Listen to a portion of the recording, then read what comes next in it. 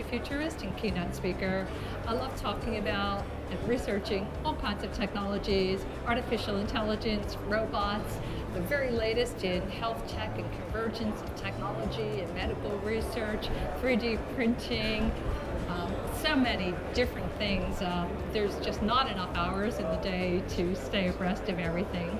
I've been a science fiction geek since I was a little girl, and in my professional life I've been running technology analyst firms for over 20 years, and it's an absolute delight to be at the Telecom Submarine conference because frankly my background is in the telco industry, so I feel like I'm coming back home into an audience that I really understand and really love speaking with.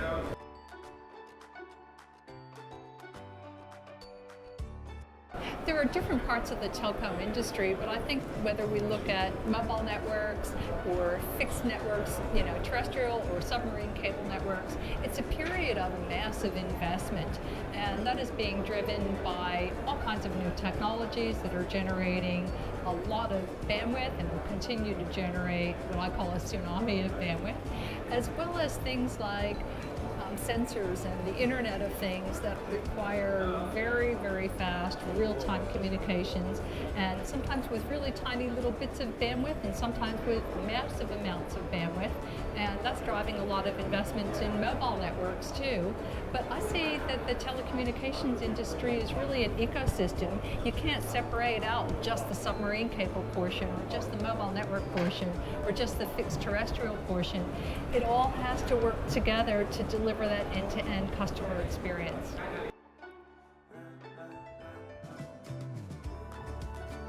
In terms of the telco industry, I think that there's a really bright future.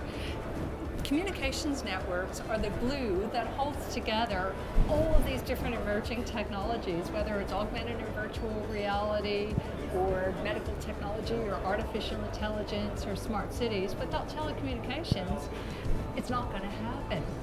So we're in a really exciting period for the industry, but it's going to require massive investment to be able to take into account this tremendous increase in bandwidth that is going to be generated.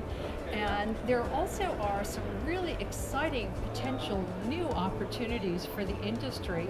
In particular, with driverless cars, there are going to be vehicle-to-vehicle networks that will literally be up clouds in the sky where vehicles will talk to each other and to infrastructure like stoplights and street signs. And communications networks are going to be a big part of it. The question is, will telcos play a role? And I think that they should. And the same thing is going to happen with drones. There's a really big push to not only have drones used manually, but to have autonomous drones and flying taxis. And there will be highways in the sky. And once again, this presents a tremendous opportunity for the industry to get involved, because there will need to be a communications network of some sort. And why shouldn't the telcos be the ones who are supplying the comms portion of it? But they need to get onto the beginning of the curve, and it will require investment in funding and planning.